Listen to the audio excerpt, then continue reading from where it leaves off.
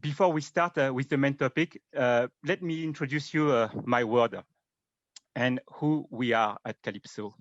So Calypso is an award winner provider of cross-asset front-to-back solution for financial market.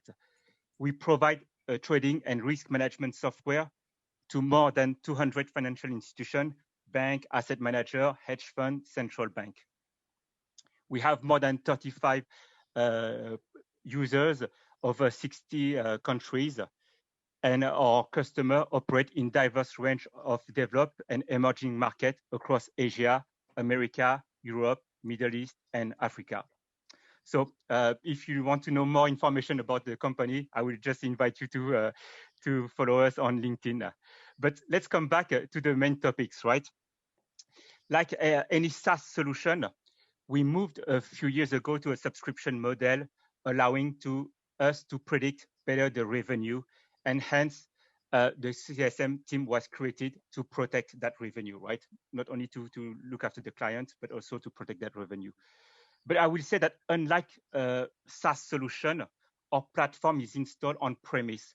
So we have some of those challenges that some of the some of yourself might not have, right? For instance, getting customer data such as usage, volume, and so on. And because we were dealing with a huge financial institution, our model is very high touch. We have a very high touch engagement model.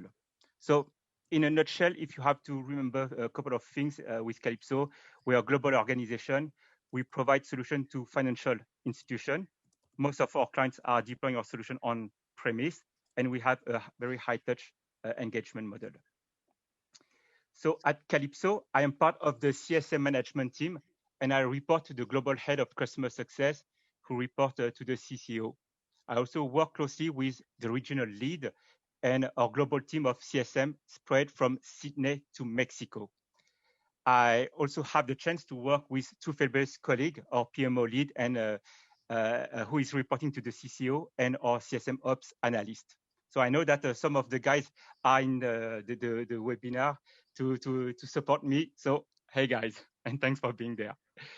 So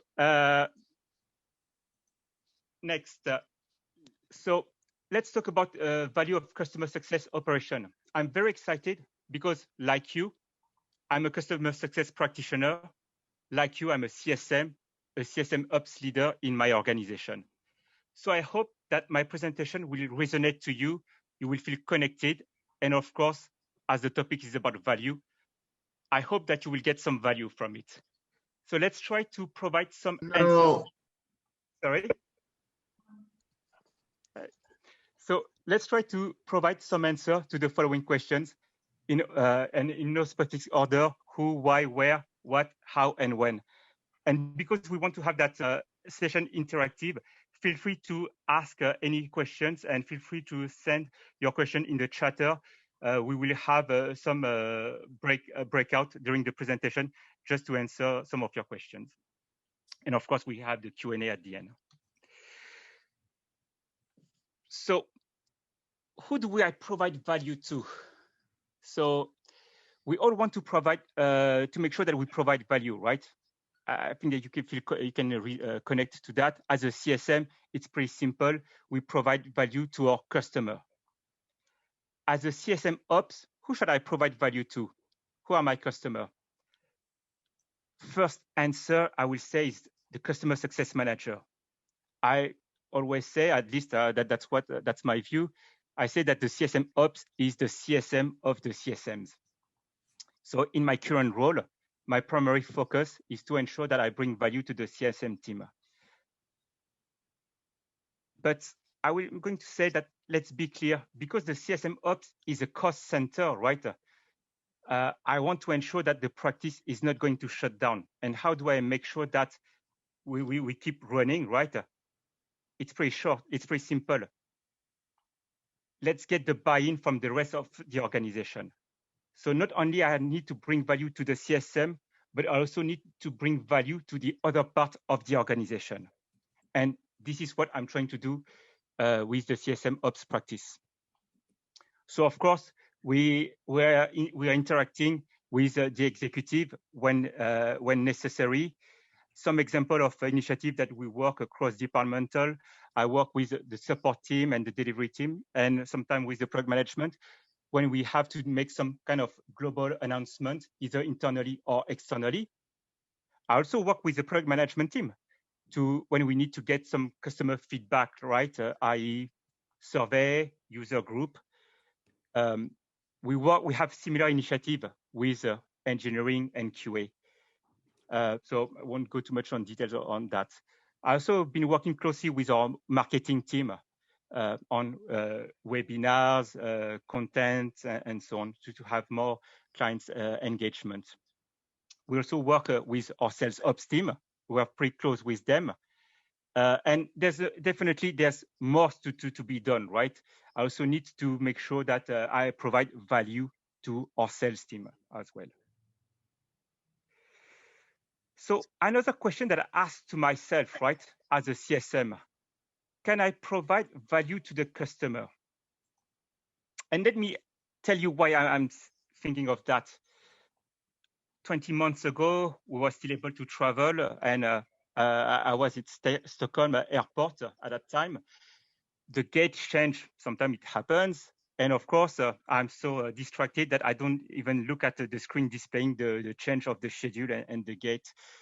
Of course, there's no customer rep coming to me telling me that the gate has changed. And I didn't look at the screen, of course. So instead of that, I received a notification on my mobile. And I was thinking, that's very good for that. How could I apply that in my world, right? In my work? We don't always need a one-to-one engagement. And this is somehow the idea of having that tech touch or CSM digital started in my mind. And this is something that I shared with our global head of customer success. So while CSM ops are not directly involved with the clients, right? CSM ops can also do their part in providing value to our clients, even indirectly.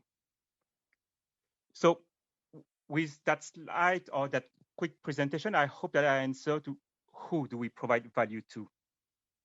There's also another question that I have with the who, right? Who do I want in my team, in that customer success operation team, right? I've seen a lot of ops team who have been, reactive. Nothing's wrong with that. There's a question, they answer, and they do their job. That's perfect. There's also a team of ops who build processes that are pretty impractical, and sometimes it's because the folks were not from the field. And as I said to my boss, right, when he told me about let's build that practice of CSM ops, I told him that we need to ensure that whoever comes in that team, right, in our team, have some experience of the CSM work. Maybe not as the way Calypso CSM is operating, but at least a good understanding of the CSM. I will say that the job is not super rocket science, but it requires to be organized and being able to coordinate and work with different parties of the organization. And to be able to influence internally, you need to build some credibility. So talking about credibility, how did I end up in that CSM ops role, right? So I consider, and I hope that I've been successful as a CSM at Calypso, looking after many clients in Europe, Middle East, Africa, and I've been successful. I was successful on product adoption, ensuring that my clients would not churn, and helping identifying sales opportunity for my sales colleague, right? Where I've been very proud of was when I was having a client advocating for us, not only about a client reference for sales opportunity, but it's also when we have a client on stage talking during our conference and sharing their experience with Calypso to the rest of our clients. Because as you know, there's no better sales than a client who is spreading the good word on our behalf. So coming from that perspective, I think that I've done a pretty good job and on that. So for me, it was more about what's next. And probably some of you, right, might be relating to that. You've been in that CSM role, and you maybe you are in that point, or where you are considering what's next.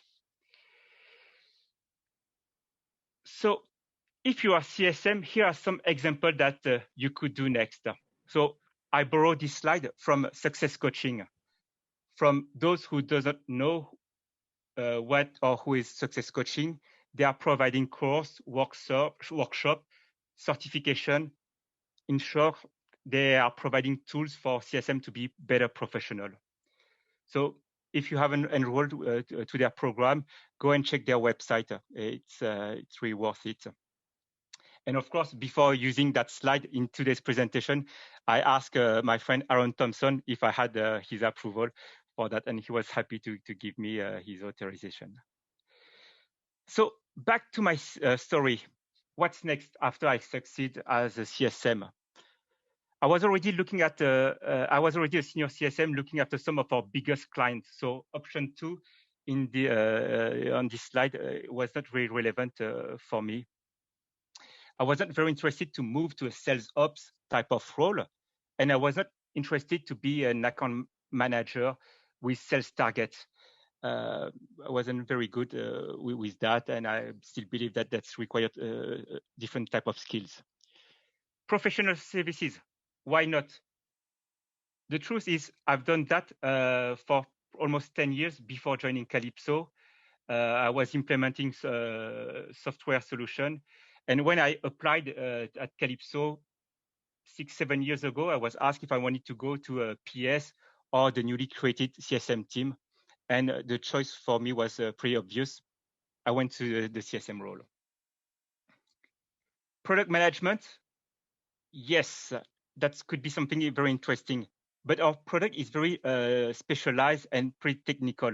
It goes from pricing of financial instrument to processing a payment, generating account posting, and while being compliant, right, with the regulation.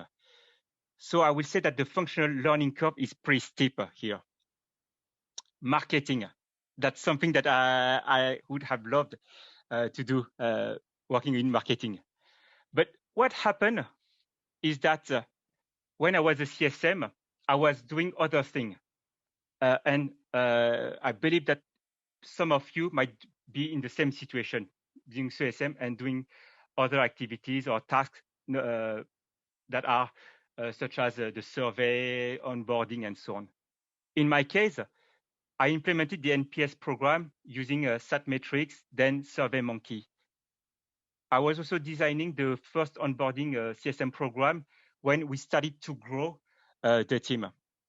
And because I was supporting, coaching the team, so naturally, my boss thought of me to build and to lead that CSM practice when we wanted when we were mature or ready to do that.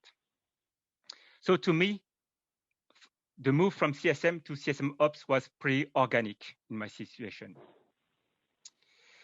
So the reason why I brought to you, onboarding, adoption, retention, upsell, and client advocating, right? The reason why and you're pretty familiar with that.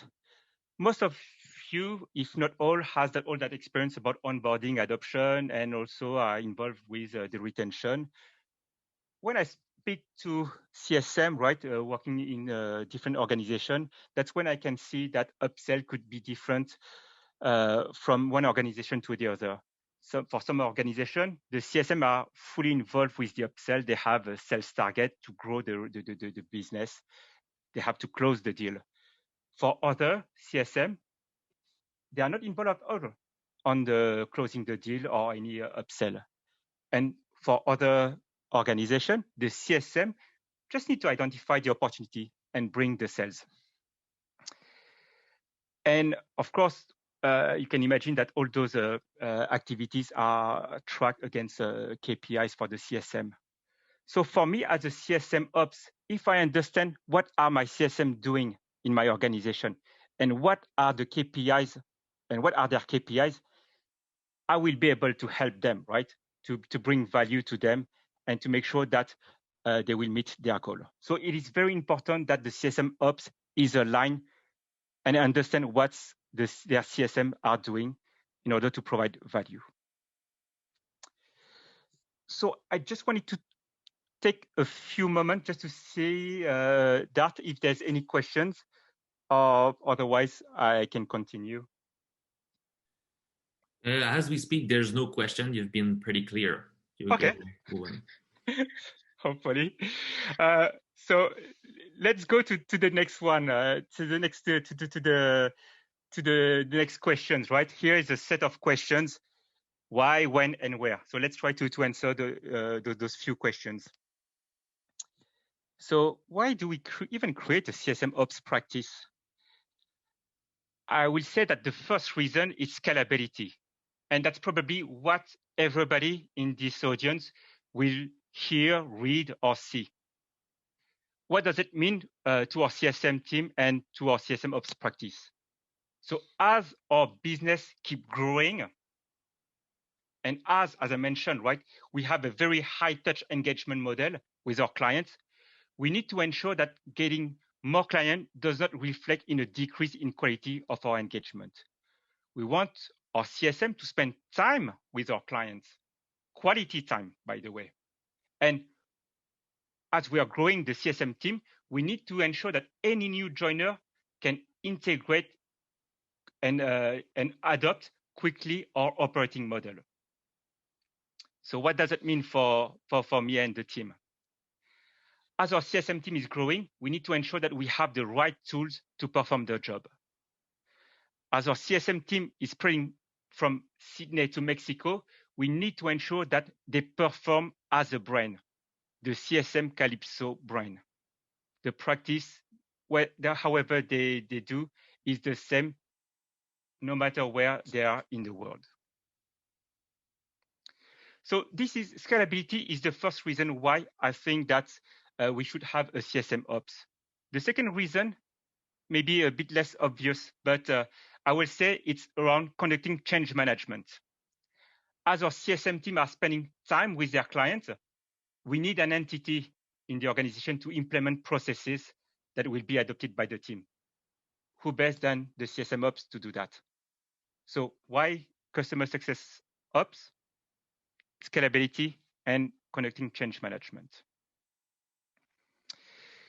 So now to the question, when do we need a CSM ops? As we mentioned in the previous slide, right? Some of you might already be doing the CSM ops without having that title nor the structure in your organization. That's what happened to me years ago. But let's say that your organization wants to build a CSM practice. When is the right time? So I spoke to a lot of people. One of the VP of customer success from another organization told me as soon as possible, as early as possible, right?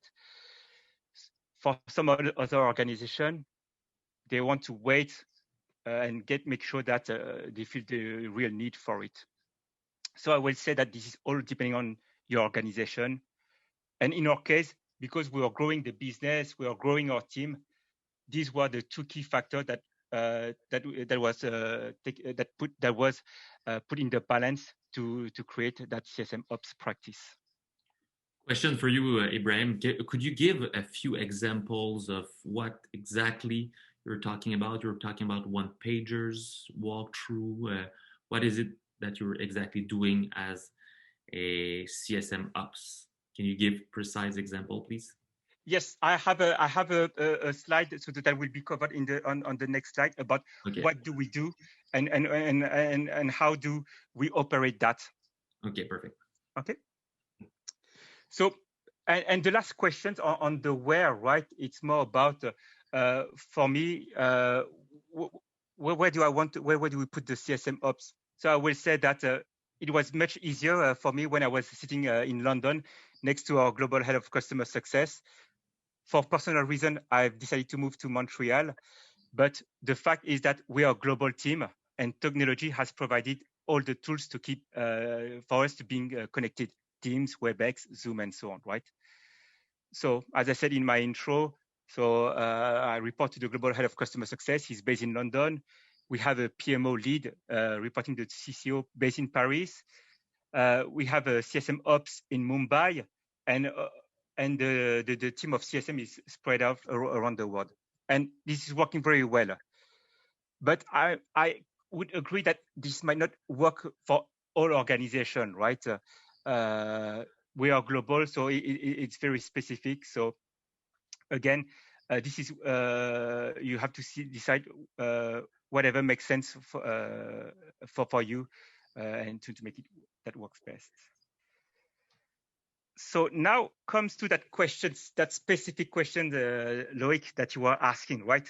And this is, what do we do, right?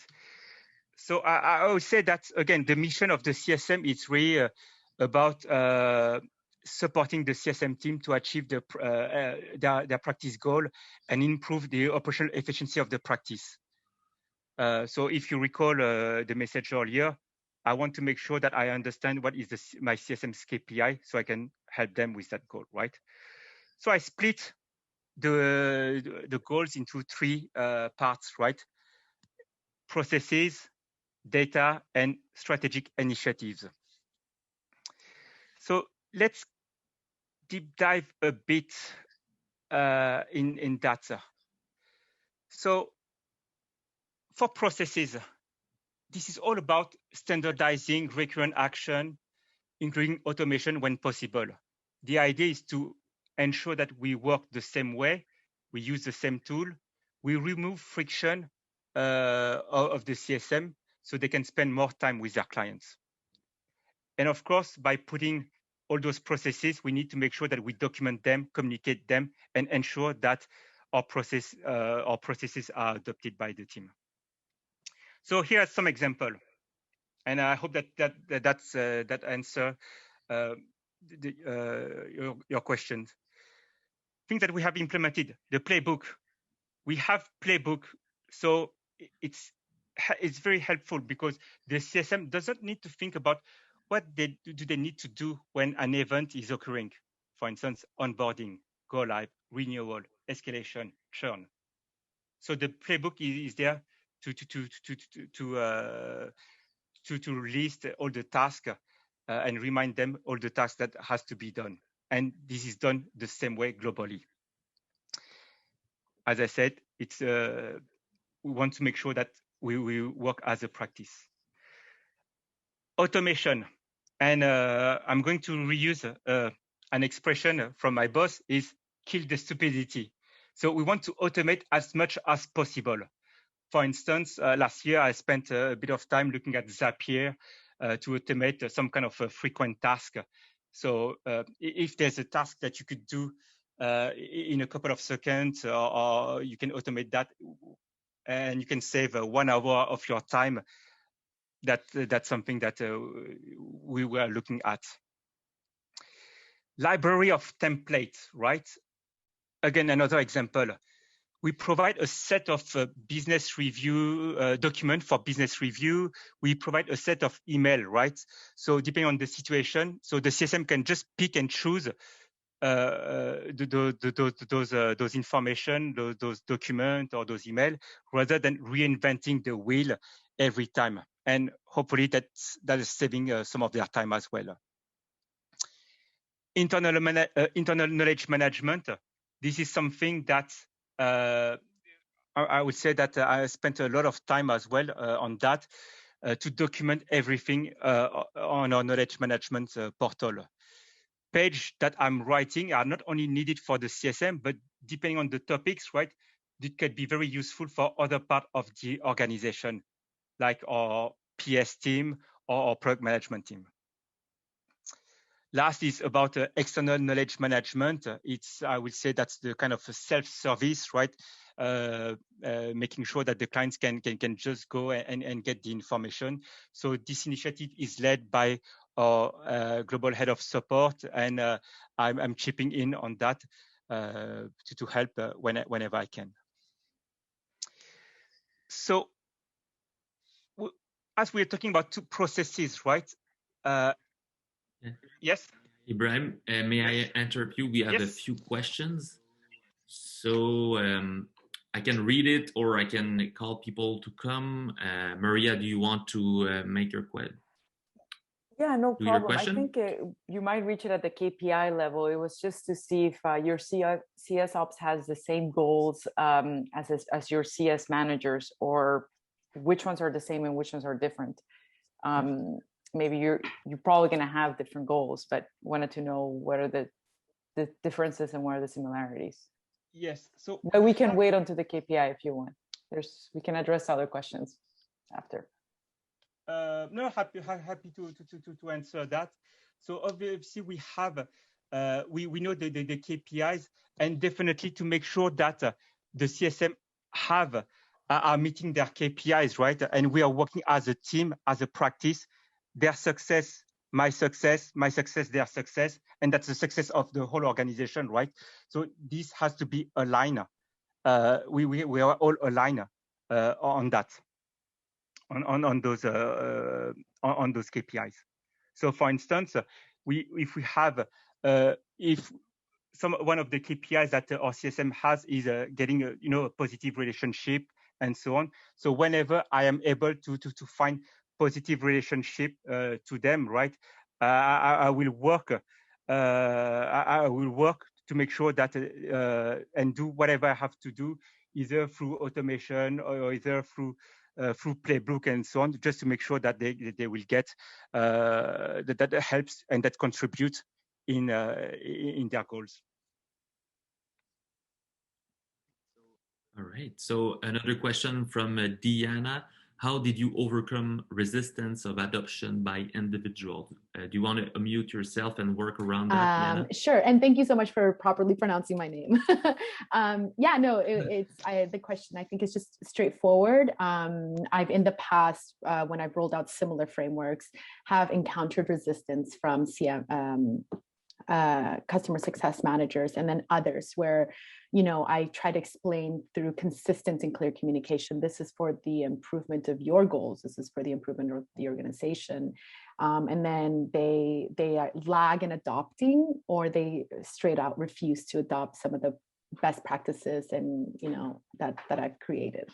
Yes, and no one's like a change management, I believe, Diana, right? So I fully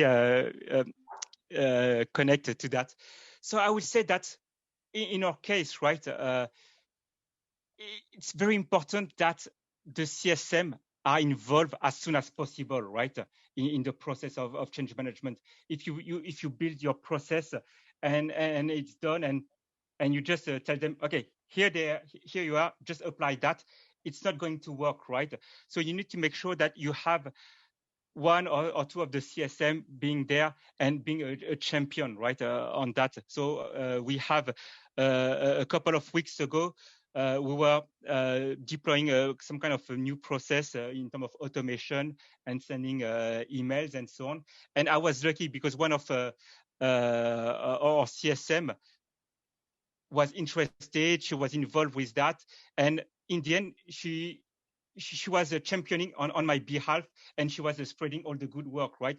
So making sure that you have the people involved, the stakeholders involved as early as possible, so they can be on board. And then so when you roll out, it's much easier.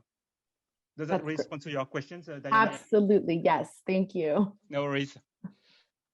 All right, last question for this round. Any best practices you follow to test a playbook, Veronica? Yes. So hi, Ibrahim.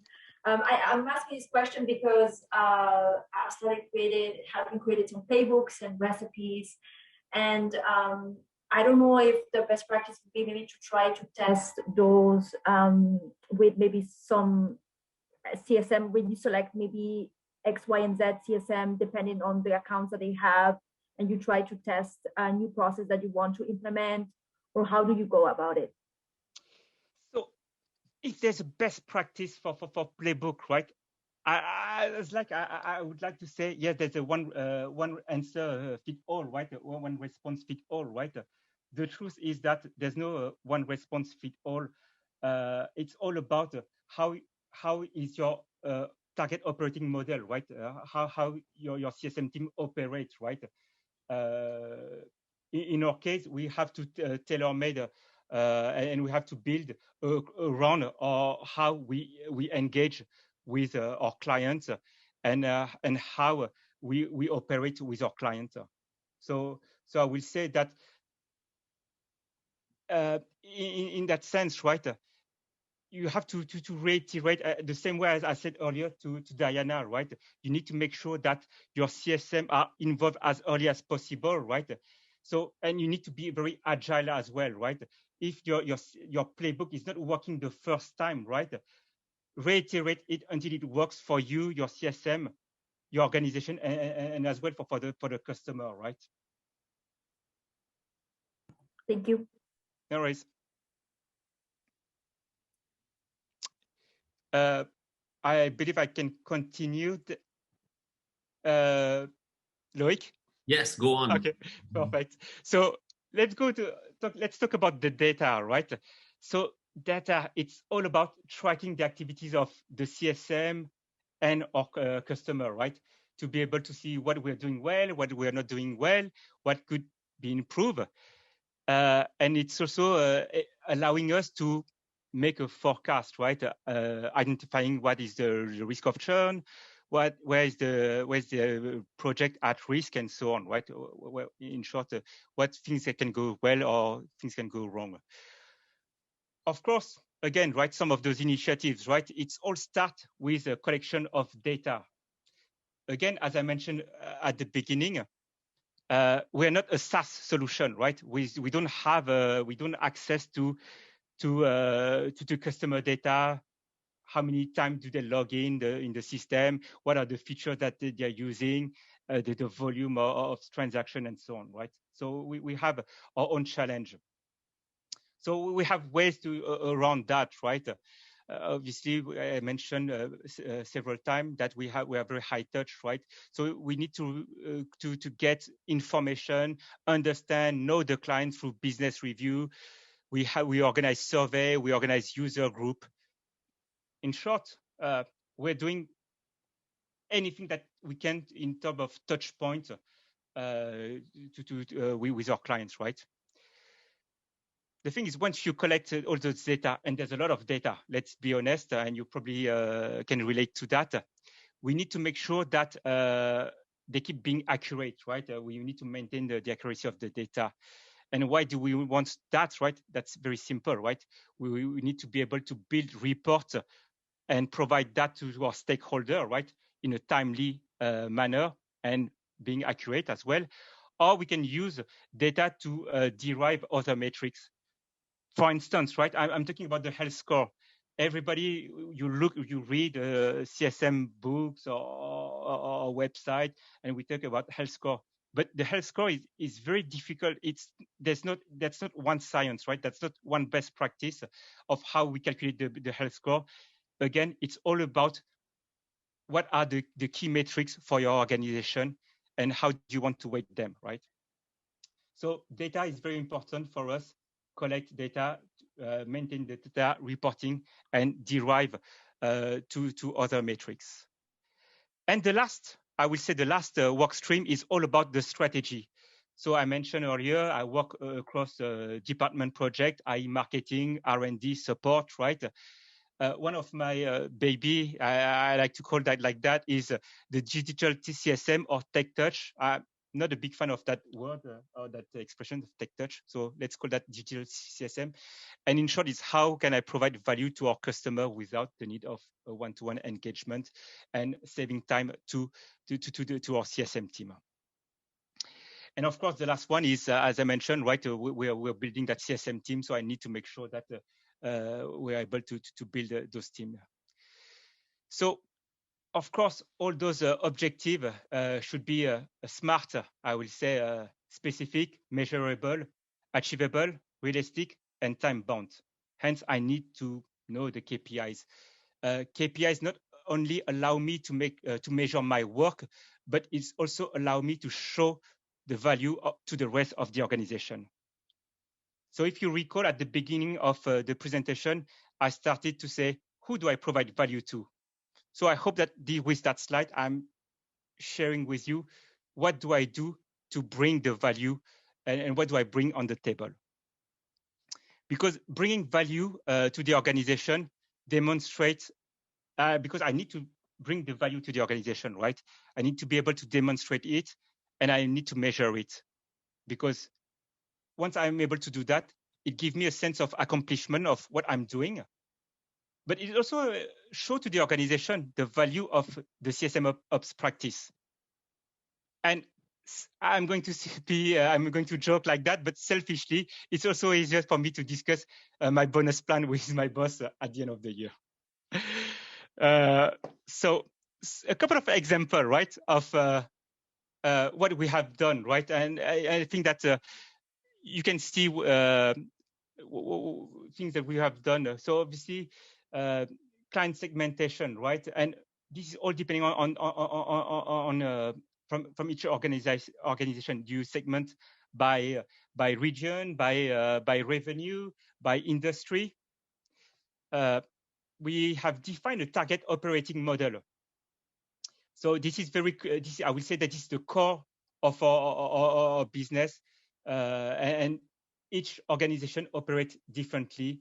And having spoken with a lot of CSM, we understand that depending on the organization, we don't expect them to work as we do. But we have a very specific target operating model, and we expect that our CSM and whoever comes and join us apply that target operating model. We have invested a lot of in education, and we are investing in our people, right? By providing a training program. We have partners for the last 2 years with Success Coaching. One of the reasons being that our team is not only diverse geographically, but they're also diverse from their background. Some comes from account management, sales.